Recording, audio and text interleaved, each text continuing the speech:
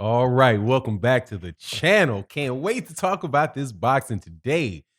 Gervonta Tank Davis and Devin Haney have some history related to some sparring, and Devin Haney pretty much says that he dominated Gervonta Tank Davis, and that Gervonta Davis wants no smoke with him in the pros.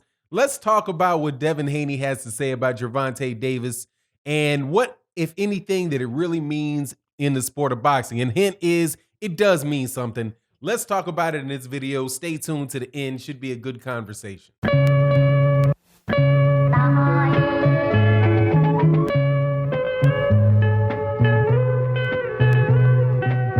All right, welcome back, welcome back, welcome back. Love Devin Haney as a fighter. Hate my phone every time I'm about to do a daggone video.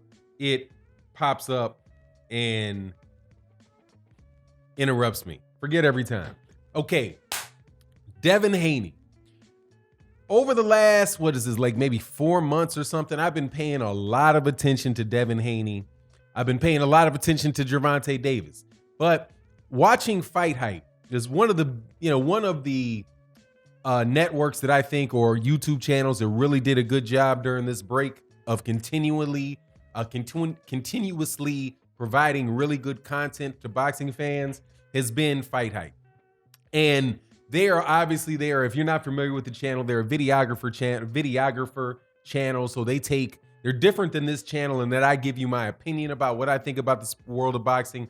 Fight Hype is a channel that is putting the fighters on tape and letting you hear what the fighters have to say, or they're interviewing fighters, or they're showing different video of guys sparring, all that type of stuff, right? So in one of the videos, actually came over this weekend, Devin Haney was at the Mayweather gym and he was training in the Mayweather gym. And they asked him questions about some sparring that took place between the two of them. Now, Badu Jack also, maybe 3 days ago, said something about it, said something that he had seen the sparring. And this is my understanding of what most people have said about the sparring. And then I'm going to give you a, I'm going to give you a caveat, right?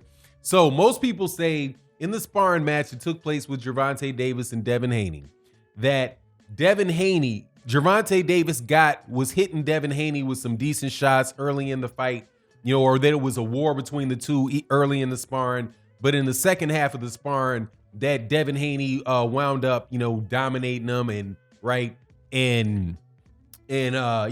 basically winning the sparring session, right?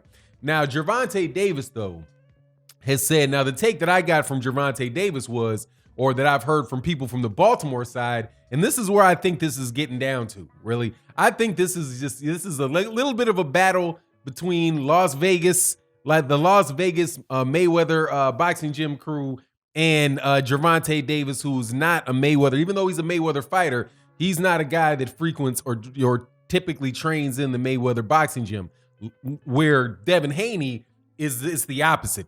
Devin Haney is not signed with Mayweather Promotions, but he has been a regular to the Mayweather gym for a very long time. And matter of fact, before I really was familiar with who Devin Haney was as a fighter, right, I remember him being in Mayweather gym, being interviewed about like who he thought was going to win between Guillermo Rigondeaux and Vasily Lomachenko, right? And that was back in 2018. So he was a pro, but not far along in as far as people recognizing who he is. So I think a lot of this has to do with, the Baltimore, the fact that you have two different camps, right? And Devin Haney is clearly one of the favored sons of the Mayweather gym. But what Gervonta Davis has said about it in the past was that Gervonta Davis was beating up Devin Haney, but then Mayweather or somebody that was there told him to lighten up on to Devin Haney and not to really try to go at him like that. So when they asked that Gervonta Davis not to keep going or not to really go in on him, that Gervonta Davis pulled up on him, and then so the fight was more of at an even playing field for the second half of the sparring. Now, Devin Haney, I love this he said. And by the way, if y'all don't like he say, she say stuff, That's on y'all.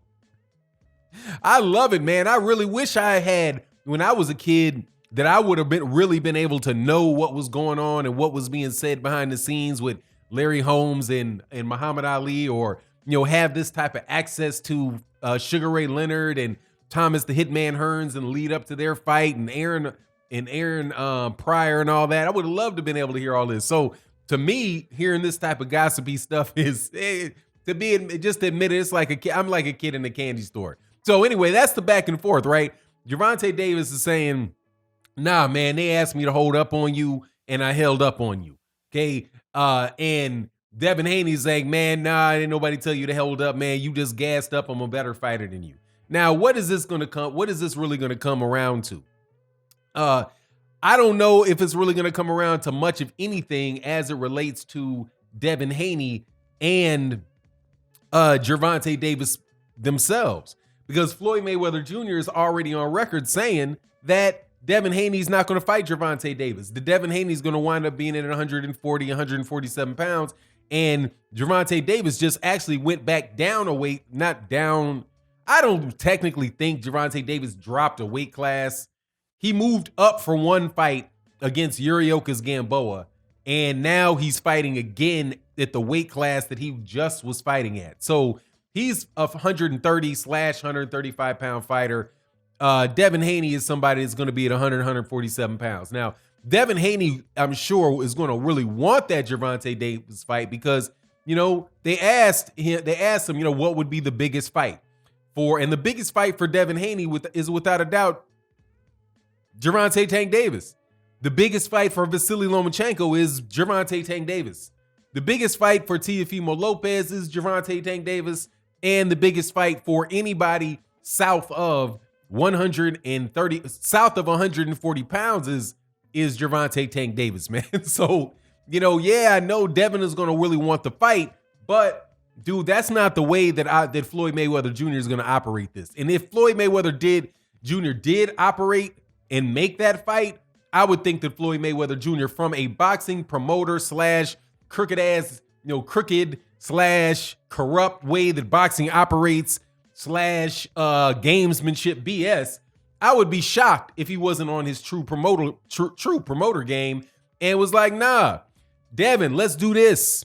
How about I build you? How about you sign with me, Devin, at Mayweather Promotions, and I start using my name to get your name bigger, and then you can move up to 140 pounds, get title shots at 140 pounds, dominate 140 pounds, and then I can have both guy at 135 and 140 pounds. And to boot, we can sell people on the idea that maybe we'll fight eventually as a way to generate interest in your fights, right? That is the Bob Arum. That's Bob Arum 1, because you remember Floyd Mayweather Jr. has learned from some of the best crooks ever. And one of the best boxing crooks, top 3 boxing, I call him a crook. I know he's not actually, well, no, he is. You're a crook when you bribe. So if you bribe the IBF to get your fighters' rankings, Bob Arum can be considered a crook because that is, unethical. That is immoral. That's, it's a violation of the Ali Act. So yeah, you can call him a crook in that. But Floyd Mayweather Jr. learned from the best crook in the world. So he's going to do the same. He's going to do a lot of the same thing. He's not, and if you remember correctly, also, Floyd used to, when he started Mayweather Promotions, and he was putting up fighters like, and the fighters were like Jalen Love. I know a lot of these guys are still signed there, but Jalen Love and Mickey Bay. Who was the other guys that he had? He had a crew of fighters, Badu Jack, right? And these guys just kept losing because they kept putting him in tough. Like, I was like, man, I really like that Mayweather Jr. is putting in his fighters so tough, right? But they wind up getting draws, and they wind up getting draws, and they get losses, right? So Floyd, when it came to Gervonta Davis, didn't go that route, and I don't think he would go that route with Devin Haney either. I don't think that fight would take place, but I do believe that Devin Haney, when he gets up to 140 pounds, 147 pounds, I do believe the dude is going to be a superstar. I do believe that he has the ability when he gets of age and he is this full size, dude, that's going to be a difficult fight for Gervonta Davis because, you know, Devin Haney, first of all, Devin Haney is extremely well schooled. He's extremely talented, dedicated. He stays in the gym. He loves the money. So he sees the ultimate place that he's trying to get. So I doubt very much that he gets sidetracked. And he's a bigger guy. So, you know, the matchup themselves, like right now, I might take Gervonta Davis right now, but I can't say, you know, once Devin Haney is, you know, full sized and all that and has a couple really big fights, that would stay the case. But anyway, I love the conversation. I love the conversation to death. You let me know what you think in the comment section. Also, make sure that you subscribe to the channel, that you hit the bell icon and you select all. Also, check out the Patreon. Thank you guys so much for your support over there. And thank you guys so much for joining the channel as a member. You let me know in the comment sections what you think, and we'll be back in the next video. Peace.